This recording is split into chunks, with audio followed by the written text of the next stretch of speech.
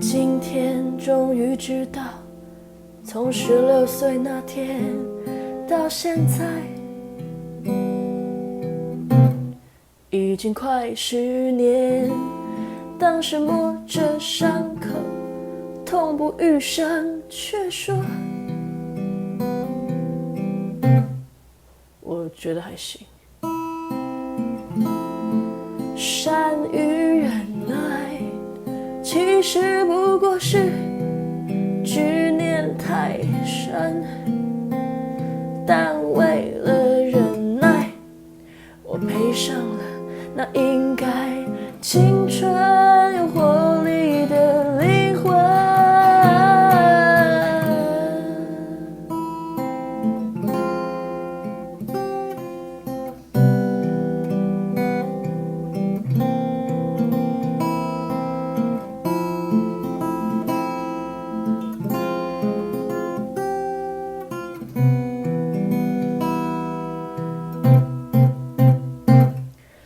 我身心疲倦，苟延残喘的生活，